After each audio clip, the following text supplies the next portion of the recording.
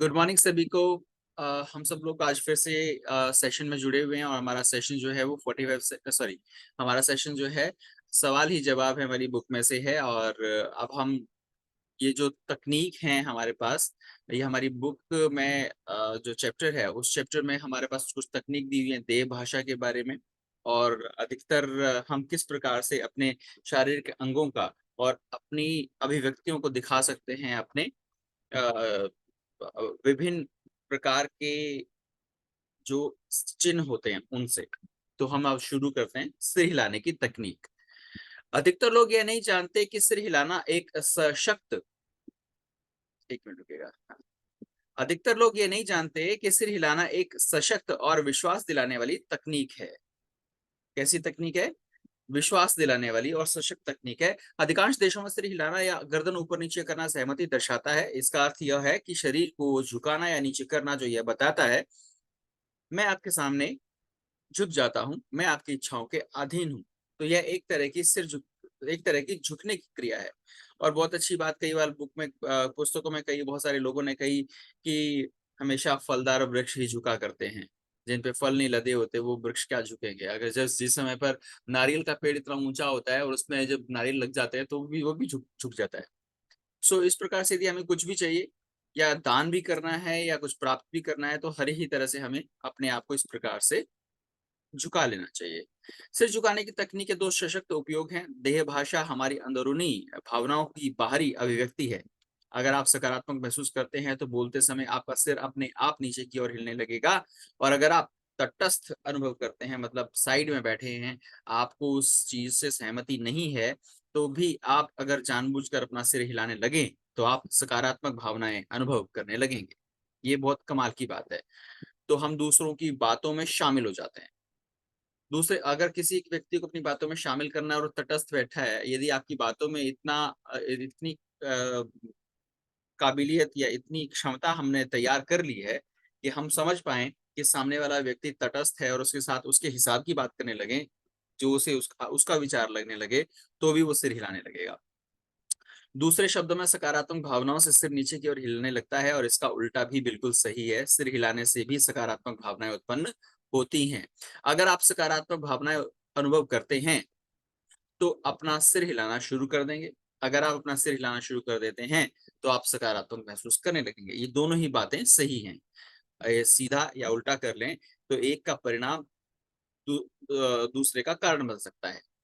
तो इस प्रकार से सकारात्मक अनुभव करना है तो सिर हिलाएंगे, और अगर सिर हिलाने लगेंगे तो सकारात्मक महसूस करने लगेंगे। सिर हिलाने की क्रिया संक्रामक होती है। अगर मैं आपकी बातों पर सिर हिलाता हूं तो आप भी सिर हिलाने लगेंगे। सब लोग मिलकर ऐसे ऐसे करने लग जाते हैं। संक्रामक हो गया ये। अगर मैं आपकी बातों पर सिर हिलाता हूं तो आप भी सिर हिलाने लगेंगे, भले ही आप मेरी बात से सहमत ना हो। सहमति और सहयोग प्राप्त करने का यह एक अद्भुत मंत्र है। फिर अपने हर वाक्य को शाब्दिक सहमति के शब्दों के साथ समाप्त करें, है ना? क्या आप ऐसा नहीं करेंगे? क्या ये सही नहीं है? ठीक है ना? तो इस तरह के कुछ एक वाक्य हैं हमारे पास। जब भी हम किसी के साथ बातचीत करें तो उनके साथ इन सब चीजों का प्रयोग करें। आप कभी भी कोई खुला सवाल ना छोड़ें। हमेशा कोई सवाल ऐसा हो जो आपके लिए, आपके काम के लिए पॉजिटिव हो। हमेशा आपको ऐसा ऐसे सवाल पूछना है कि उसका जवाब वो आपके अनुसार दे। जैसे आपने उनसे कुछ कहा और उसके बाद कहा है ना, तो आप उनसे हाँ मांग रहे हैं। नहीं करना बहुत ही कम होगा। कुछ लोग होंगे जो शायद नहीं भी करेंगे, लेकिन नहीं करने वाले लोग बहुत कम होंगे। तो इस प्रकार से जब वक्ता और श्रोता दोनों अपने सिर हिलाते हैं तो श्रोता को सकारात्मक भावनाओं का अनुभव होता है। हमारी सबसे बड़ी बात, सुनने वाले को, श्रोता को अपनी सकारात्मक भावनाएं अनुभव कराना होता है और इससे सकारात्मक परिणाम निकलने की अधिक संभावना होती है। सिर हिलाने की कला आसानी से सीखी जा सकती है और एक सप्ताह के भीतर आप इसे अपनी देह भाषा संकेतों का स्थायी हिस्सा बना सकते हैं। और ये फिर आपके ना, वो कहते हैं अवचेतन मन में आ जाती हैं चीजें। फिर आपको ये ताकत नहीं लगानी पड़ती करने के लिए। अपने आप ही आपके दिनचर्या का, आपके जीवन का, आपके चरित्र का एक हिस्सा बन जाता है और इसे लगातार आप उसी प्रकार से करते रहते हैं और आपको किसी भी और विशेष प्रयास की आवश्यकता नहीं होती।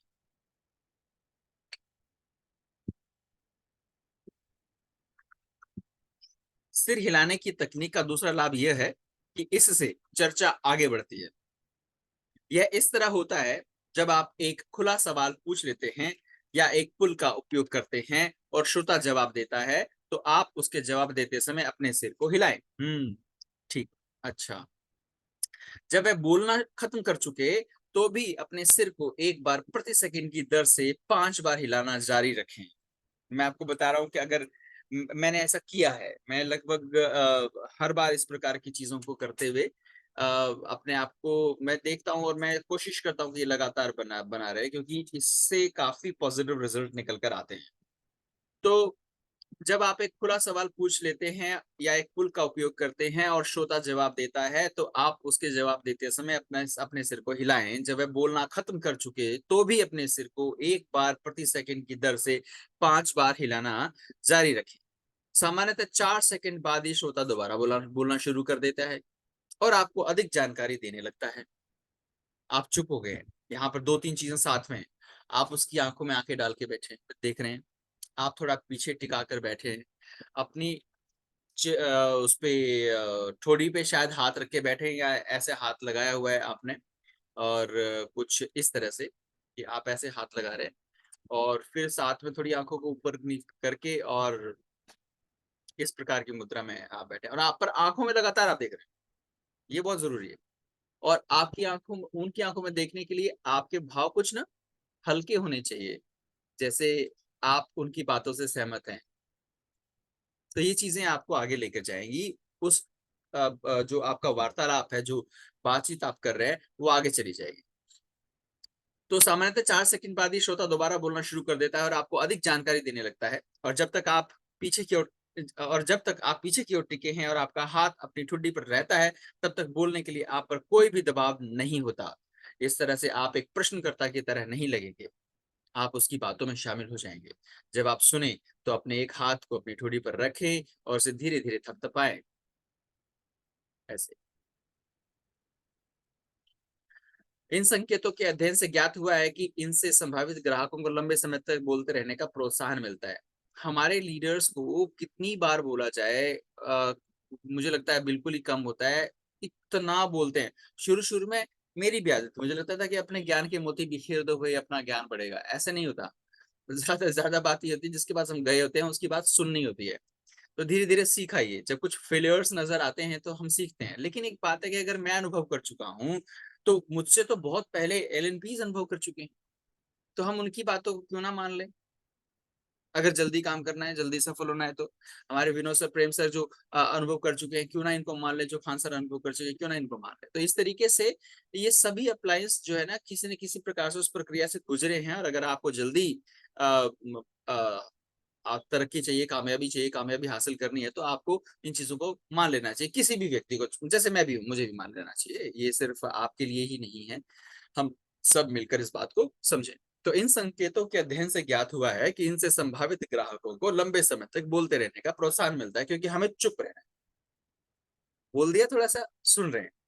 जितना अधिक हम उनको सुनेंगे, उतने ही अधिक हमारे चांसेस है आगे बढ़ने के। पुरुष का ठुड्डी सहलाना और महिला का ठुड्डी सहलाना दोनों अलग अलग होता है। दोनों अलग तरीके से इसमें एक्ट करते हैं। तीसरा उपाय, यहाँ पे हमने 6 उपाय पढ़ने, 2 उपाय पढ़ लिए हमने। और 2 उपाय क्या पढ़ लिए हमने? सिर हिलाने की तकनीक पढ़ ली, और देह भाषा में हमने बात करते समय हाथ आगे करके और फिर पीछे टिक जाने की तकनीक हमने सीख ली। 2 चीजें हो गई। अब तीसरी चीज आई है, न्यूनतम प्रोत्साहक। प्रोत्साहक का मतलब होता है कि कोई भी एक व्यक्ति जब कोई बात कह रहा है, तो वो आगे भी उस बात को जारी रखे, इसके लिए कोई ना कोई प्रोत्साहन देना बड़ा जरूरी है। अरे वाह, बहुत अच्छे, क्या बात है, अच्छा। तो ये सब जो चीजें हैं, ये उस व्यक्ति को इनडायरेक्टली ये बोल रही हैं, इवन डायरेक्टली ये बोल रही हैं कि आप आगे बात जारी रखिए, आगे आप और कुछ कहिए। जब दूसरा व्यक्ति बोल रहा हो, तो न्यूनतम प्रोत्साहकों का प्रयोग के द्वारा उसे बोलते रहने के लिए प्रोत्साहित करें। न्यूनतम प्रोत्साहक ये हैं। अच्छा, आह, सच, फिर क्या हुआ? देखो, मैं तो कोशिश कर ले रहा हूं कि इनको भाव के साथ कैसे बोलना है। तो अगर आपने इनको उस एक्सेंट में या उस टोन में नहीं बोला, तो इनके रिजल्ट नहीं आते हैं। अच्छा, ओह, सच? फिर क्या हुआ? तो इस प्रकार से आपको इसी तरह से इन चीजों को बोलते हुए अपने आप को थोड़ा सा ट्रेन करना ही पड़ेगा इन चीजों को लेकर। सो न्यूनतम प्रोत्साहक दूसरे व्यक्ति द्वारा दी जा रही जानकारी की मात्रा में 2 गुनी से भी अधिक वृद्धि कर सकते हैं। हो सकता है वो उससे ज्यादा बोले और बताए। सिर हिलाने की तकनीक और पुलों के साथ मिल जाने के बाद न्यूनतम प्रोत्साहक आपके सबसे प्रभावी यंत्र बन जाते हैं, जिनके द्वारा आप अपनी प्रस्तुति को बेहतर ढंग से जारी रख सकते हैं। उपाय 4, आंखों पर काबू कैसे करें। शोध से पता चला है कि आमने सामने की प्रस्तुति में किसी व्यक्ति के दिमाग तक पहुंची जानकारी में से 87% आंखों के माध्यम से पहुंचती है, 9% कानों के द्वारा और शेष 4 अन्य इंद्रियों के द्वारा। इसीलिए हम हमेशा कोशिश करते हैं कि हमारे पास जो भी वीडियो प्रोग्राम्स हैं, हम लोगों को उन्हें दिखाएं। मैंने यहीं से सीखा है। मैंने यहीं से सीखा है। एक दो वीडियोस और देखी थी लीडर्स की, जो काफी अनुभवी हैं। तो उनमें से यही चीज निकल कर आई कि अगर आप लोगों को वो चीजें होते हुए दिखाएं जिन चीजों के बारे में आप बात कर रहे हैं, तो उस समय में आपके उन तक अपनी योजना जानकारी पहुंचाने के जो प्रयास हैं वो अधिक सफल होंगे। सो शोध से पता चला है कि आमने सामने की प्रस्तुति में किसी व्यक्ति के दिमाग तक पहुंची जानकारी में से 87% आंखों के माध्यम से पहुंचती है, 9% कानों के द्वारा और शेष 4% अन्य इंद्रियों के द्वारा। उदाहरण के तौर पर, अगर आपका संभावित ग्राहक आपके बोलते समय आपकी दृश्य प्रस्तुति की ओर देख रहा हो और आपका संदेश उसके द्वारा देखी जाने वाली चीज से संबंधित ना हो, तो वह आपके संदेश का केवल 9% ही ग्रहण कर पाएगा। इसलिए बहुत बार क्या होता है कि इस एक्सरसाइज को मैं करता हूँ कि मैंने एक वीडियो चला दी और मैं अपने साथ गए हर व्यक्ति से कहता हूँ कि उस वीडियो की ओर देखें, उस व्यक्ति की ओर ना देखें। हमें उस वीडियो की ओर देखना है। अगर हम उस वीडियो की ओर देखेंगे तो वो व्यक्ति जो है वो भी उस वीडियो की ओर देखेगा और जो जानकारी हम पहुंचाना चाह रहे होंगे वो जानकारी अधिकतर उस तक चली जाएगी।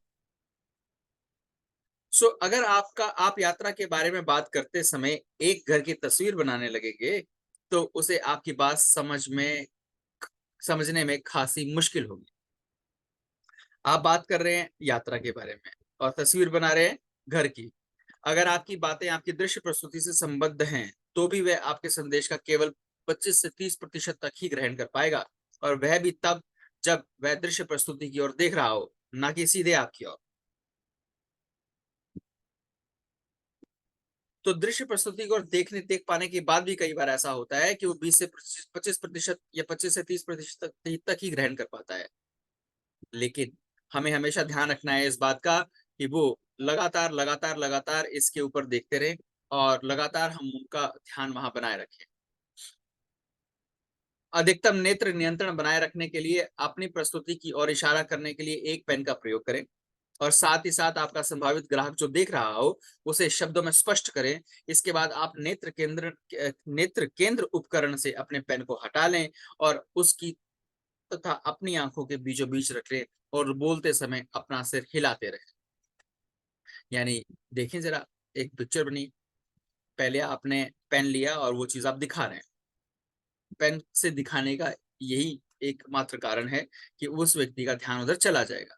फिर उसके बाद आपने पेन को उठा लिया और उसे बताया नहीं, लेकिन पेन की नोक को ऐसे आप हिलाते रहे कि वो आप पेन की नोक की तरफ भी देखे और आपकी तरफ भी देखता रहे। तो पेन के ऊपर से अपने संभावित ग्राहक की आंखों में देखें और पेन से इशारा वहीं करें जहां आप देख रहे हो। यानी आपने यदि अपनी दाहिनी ओर दिखाना है तो उस पेन से दाहिनी ओर इशारा करें, और अगर हमें अपने किताब की ओर दिखाना है या अपनी प्रस्तुति की ओर दिखाना है तो उस तरफ इशारा करें। पेन के ऊपर अपने संभावित ग्राहक की आंख ऊपर से अपने संभावित ग्राहक की आंख में देखें और पेन से इशारा वहीं करें जहां आप देख रहे हैं। इससे आपके संभावित ग्राहक के सिर पर चुंबकीय प्रभाव पड़ने से वह सिर उठाकर आपकी आंखों में देखेगा और तब आप जो कह रहे हैं वह पूरी तरह से देखेगा और सुनेगा और आपके संदेश का उस पर अधिकतम प्रभाव पड़ेगा। आंखों में आंखें डालकर बात कर, यह सुनिश्चित कर लें कि जब आप बोल रहे हो तो आपके दूसरे हाथ की हथेली दिख रही हो ताकि भयहीन वातावरण निर्मित ना हो सके। यहाँ मैं भयहीन कहूं या चिढ़ जाने वाली बातें कहूं या एक दूसरे के ऊपर मानसिक बल का प्रयोग कहूं, जिसे हम डोमिनेट करना कहते हैं, कुछ भी हो सकता है। मगर यदि आपके हाथ हथेली खुल, जैसे एक आदत पेन है दूसरी हथेली खुली है, एक आदत पेन है दूसरी हथेली खुली है, इस प्रकार से सामने बात कर रहे हैं, तो उसे लगेगा कि हम कुछ मतलब उसके साथ साझा कर रहे हैं, और हम उसको पैनिक नहीं करना चाहते, ऐसी पैनिक सिचुएशन में नहीं ले जाना चाहते हैं कि वो बिल्कुल उसमें असहज हो जाए। तो उपाय 5, पांचवा उपाय जो है, अभी हमने एक उपाय तो यहाँ देख लिया, चौथा उपाय जो कि हम कह रहे थे कि आंखों पर काबू कैसे करें, और अब पांचवें उपाय की तरफ बढ़ते हैं। और पांचवा उपाय हमारे पास है प्रतिरूपण। जब दो लोग एक दूसरे के साथ मानसिक रूप से एकाकार होते हैं, तो उनके शरीर भी आपसी तालमेल दिखाने के लिए प्रेरित होते हैं, और वे एक जैसी मुद्राएं, यहाँ तक कि एक जैसे हाव भाव अपना लेते हैं। तभी तो एक बोल रहा होता है, और फिर जब वो चुप होने लगता है तो फिर दूसरे को पता लगता है कि अब मुझे बोलने की बारी है। तो ये आपसी तालमेल है, और इसको बनने में ज्यादा समय भी नहीं लगता, लेकिन थोड़े प्रयास तो लगते हैं। इस व्यवहार का उद्देश्य दोनों के बीच तालमेल बनाना और संघर्ष टालना है। संघर्ष का मतलब होता है कि जो मैं कहना चाह रहा हूँ उसे सुनने को तैयार नहीं है, और वो अपनी ही बात बताना चाहता है, और मैं वो बात सुनने को तैयार नहीं हूं, तो ये संघर्ष है। लेकिन मुझे तो अपनी बात कहनी है ना। तो उसमें हम एक मानसिक रूप से एकाकार होने की कोशिश करें। बड़ी जरूरत है कि उस व्यक्ति के हाव भाव और उस व्यक्ति की बातों को समझें। इस व्यवहार का उद्देश्य दोनों के बीच तालमेल बनाना और संघर्ष टालना है। इस शब्द विहीन व्यवहार से आप यह कहते हैं, मैं भी आपके जैसा ही हूं, और मैं आपसे तथा आपके दृष्टिकोण से सहमत हूं। जो आप कह रहे हैं मैं उससे सहमत हूँ। बिल्कुल ठीक बात। दूसरे व्यक्ति के साथ एकाकार होने की शुरुआत गर्भावस्था में ही हो जाती है, जब हमारी देह क्रियाएं और दिल की धड़कन हमारी मां की लय से तालमेल बना लेती हैं। इसीलिए प्रतिरूपण एक ऐसी अवस्था है जिसके प्रति हमारा स्वाभाविक झुकाव रहता है। ये बहुत बड़ी बात कही है। तो जब भी माता के गर्भ में हम रहे, तो उस समय हमें तो खैर क्या ही पता, लेकिन शरीर ने अपने आप ही माता के शरीर के साथ सारी धड़कनें और सब प्रकार की क्रियाओं को जोड़ लिया, तभी जाके ये संभव हो पाया कि हम इस दुनिया में आए। इसीलिए प्रतिरूपण एक ऐसी अवस्था है जिसके प्रति हमारा स्वाभाविक झुकाव रहता है। मम्मी डैडी और रोवर। ओ माय गॉड, ये रोवर तो डॉगी है। परिणाम स्वरूप जिन लोगों के साथ हमारा तालमेल बैठ जाता है, हम अपने आप ही उनकी नकल करने लगते हैं। आप इसे व्यवसायिक बैठकों या सामाजिक उत्सवों में उन लोगों के साथ होते देख सकते हैं जिनकी एक दूसरे से अच्छी पटती है। इसी कारण कई सालों तक एक साथ रहने के बाद लोग एक दूसरे की तरह दिखने लगते हैं, और फिर वे एक कुत्ता खरीद लेते हैं जो उन दोनों की तरह दिखता हो। इस पिक्चर से ये यही दिखाना चाहते हैं। ये तीनों की जो चित्र हैं, तीनों की जो शक्लें यहाँ दिख रही हैं, वो एक जैसी मिलाती हुई दिखाई इन्होंने, जबकि तीनों की प्रकृति अलग अलग है। तो एक मिनट।